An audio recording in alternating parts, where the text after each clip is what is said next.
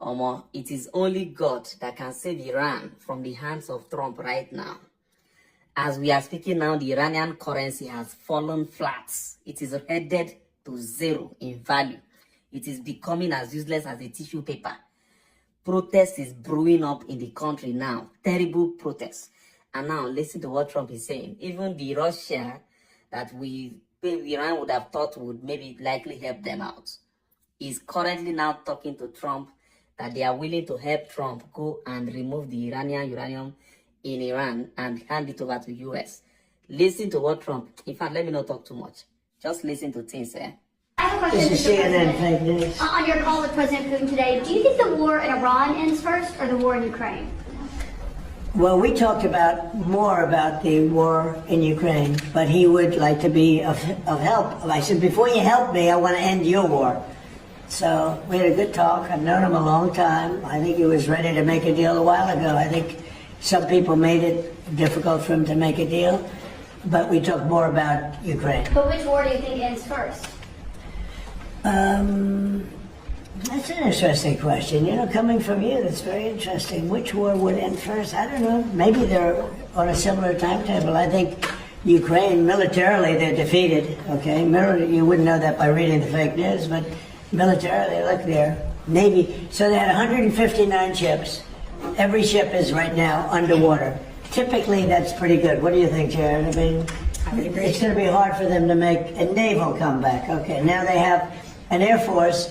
Every one of their planes has been shot down or has been decimated. They have missiles, about 82% are gone, and they have drones, and most of them are gone. Most of the factories are mostly gone, and we have tremendous anti-drone equipment now, between lasers and that new, very special machine gun that knocks them out of the air like flies. And we use bullets instead of $1 million, missiles to knock out a $30,000 drone. So I would say Jared would tell me that with everything you just heard, typically we're in pretty good shape. And in addition, their economy is crashing.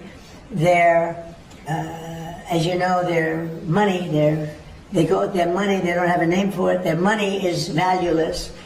They've got inflation that nobody's ever seen before.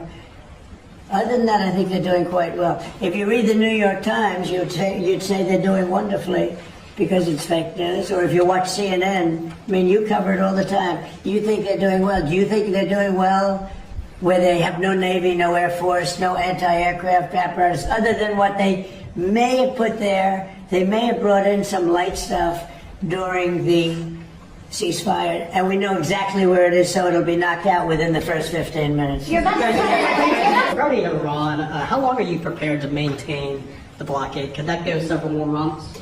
Well, the blockade is genius, okay? The blockade has been 100% foolproof. It shows how good our Navy is, I can tell you that. Nobody's going to play games.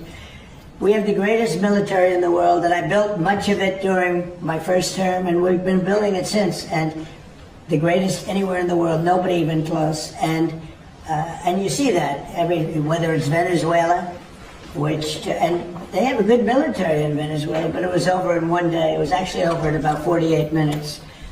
Iran, the same thing. I mean, militarily, we've wiped them out. They have no military left. It's all the Navy's at the bottom of the sea. The Air Force is never going to fly again.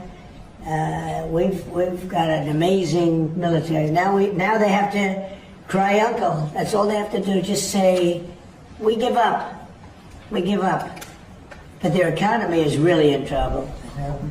It's a dead economy. So does the economic fury and the blockade get Iran to nuclear talks fast enough, or do you think another wave of strikes will be necessary? I don't know. It depends. We have talks. We're having talks with them now, and we're not flying anymore with 18-hour flights every time we want to see a piece of paper. We're doing it telephonically, and it's very nice. I make a call, or I have my people make a call, and you know the answer. I always like face-to-face. I consider it better. But when you have to fly 18 hours every time you want to have a meeting, and you know what the meeting's all about, and you know they're going to give you a piece of paper that you don't like before you even leave. It's ridiculous.